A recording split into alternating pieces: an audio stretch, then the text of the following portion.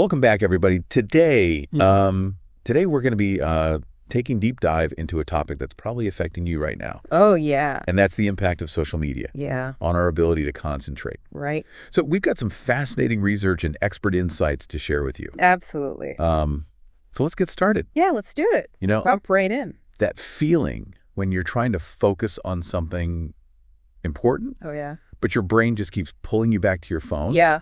We're going to explore Mm-hmm. why that happens. Okay. What's actually going on in our brains when we're constantly bombarded with notifications and updates? You know what's really interesting is that social media platforms are practically designed to keep us hooked, Oh, wow. almost like they're playing with our brain chemistry. Okay, so it's not just a matter of willpower then. No, not at all. So tell me more about how these platforms are so good at keeping us engaged. Well, think about it this way. Okay. You see a funny meme, you get a like on your post, or you hear that notification chime. Yeah. Each time your brain releases a little burst of dopamine. Oh, That's the neurotransmitter associated with pleasure and reward. okay. And it's a key player in the cycle of addiction. So we get a little hit of dopamine, we feel good, and then we want more. Exactly. It's like a digital slot machine, always promising another chance to win that feeling. Exactly. And it's not just about the dopamine rush itself. Okay. The way these platforms use algorithms and notifications is incredibly sophisticated. Wow. They're designed to deliver those rewards in unpredictable ways, Yeah. which makes them even more addictive. Think about variable rewards. Yeah. You never know when you're going to get that next like or comment. Uh-huh. So you keep checking back, hoping for that next dopamine hit.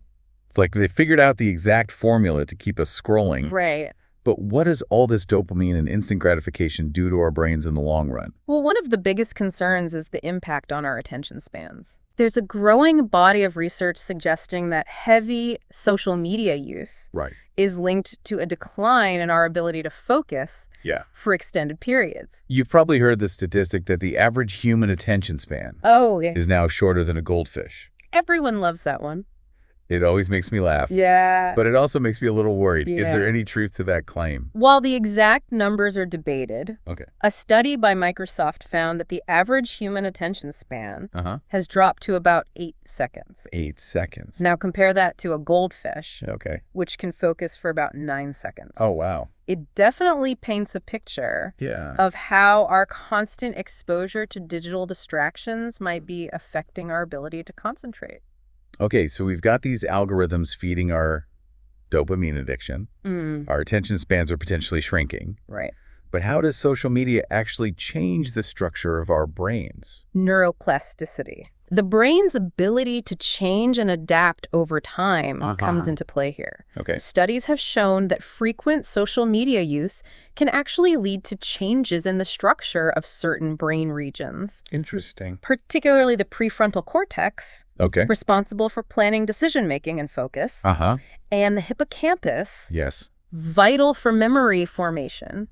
Wow. So it's not just a temporary distraction. No. Social media could be leading to long-term changes in the very areas of our brains Right. responsible for focus and memory. Yeah. That's a little unsettling. It is. Yeah. And we can't overlook the impact on mental well-being either. Oh, right. Social media often creates a sense of urgency and pressure Yes. to stay connected, Mm-hmm. leading to anxiety, stress, and FOMO, Yeah. the fear of missing out. Right. This constant state of alertness can make it incredibly challenging Yeah. to truly relax and focus on tasks that require deep thinking.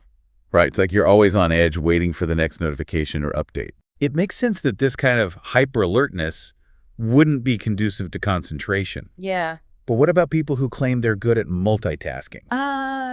Surely we can handle checking our phones while working on something else. That's where we need to debunk the myth of multitasking. Okay. Our brains are simply not wired Interesting. to effectively handle multiple complex tasks simultaneously. Oh, really? What we perceive as multitasking is actually our brains rapidly switching back and forth between tasks, which is incredibly inefficient. So instead of being super productive, Uh-huh. we're actually slowing ourselves down Exactly. and potentially making more mistakes. Exactly. And this constant task switching comes with a cost. Oh, no. It depletes our mental energy, increases stress levels, and can eventually lead to burnout.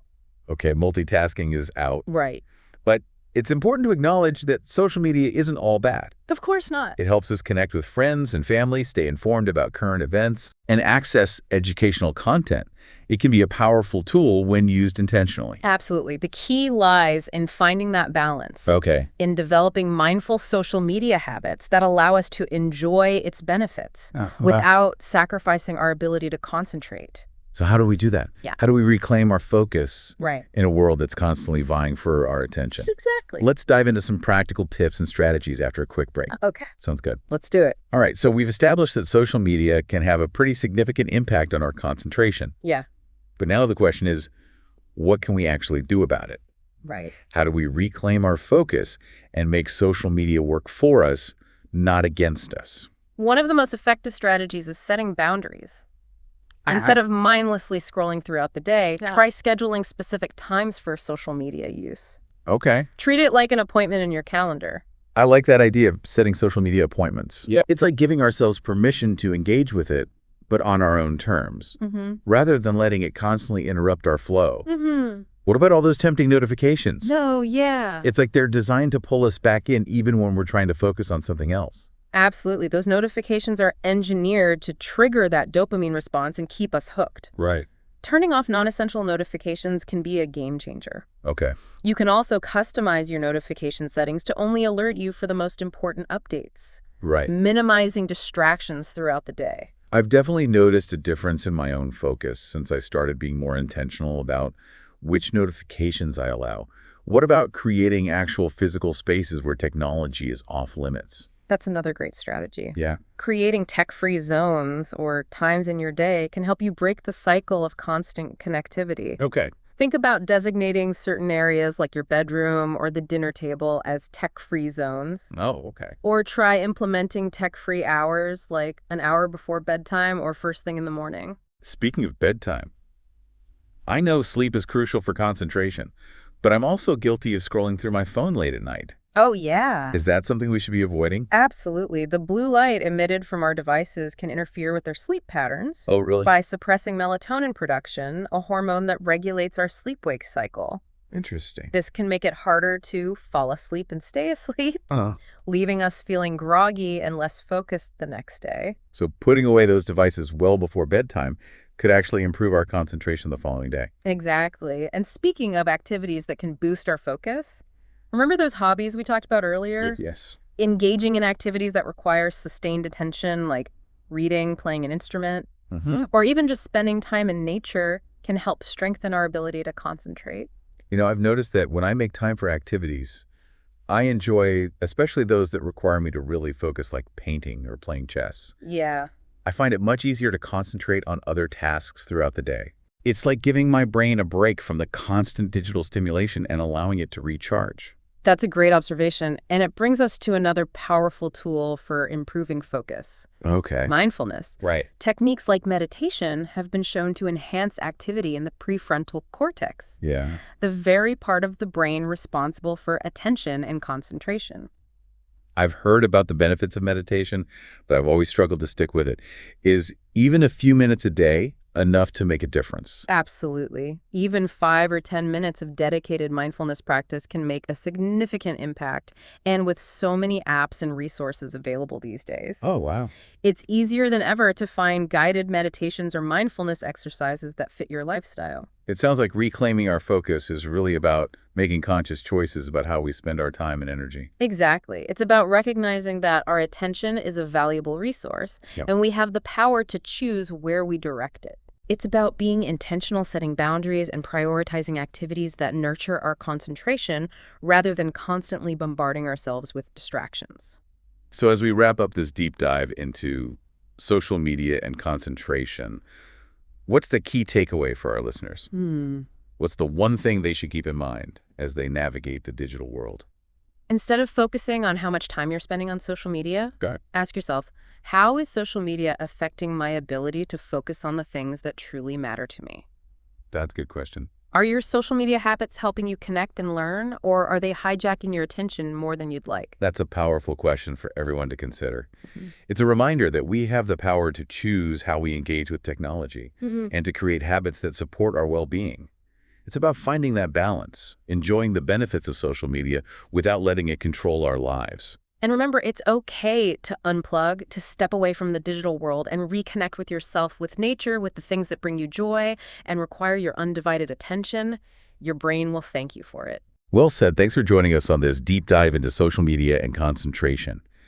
We hope you've gained some valuable insights and feel empowered to create a healthier, more balanced relationship with technology. Until next time, stay curious, stay focused, and remember to give yourself permission to unplug and recharge.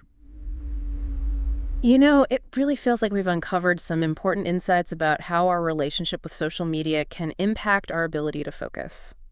Yeah, we've explored how those seemingly harmless scrolls and likes can actually trigger Yeah. a cascade of effects in our brains, Right. from dopamine rushes to potential changes in brain structure, and even increased stress and anxiety. And we've learned that multitasking, that supposed superpower Oh, of yeah. the digital age, is actually a myth Right, that yeah. can lead to decreased productivity and burnout. Absolutely. But what's really empowering is that we're not powerless in this situation.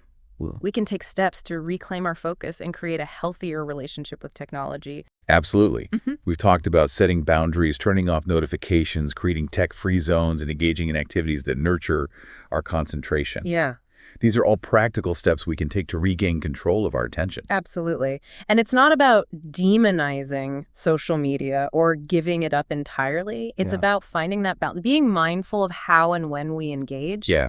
and recognizing when it's time to unplug and prioritize our focus. So as we wrap up this deep dive, I want to leave you with a thought-provoking question. Okay. Consider your own social media habits and ask yourself, Yeah. are they helping me connect and learn? Or are they hijacking my attention more than I'd like?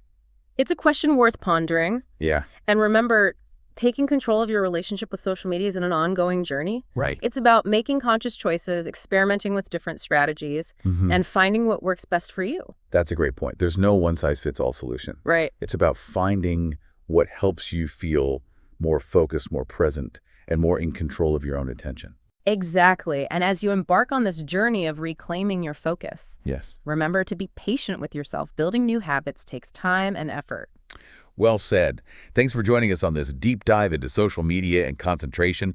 We hope you've gained some valuable insights and feel empowered to create a healthier, more balanced relationship with technology. Until next time, stay curious, stay focused, and remember to give yourself permission to unplug and recharge.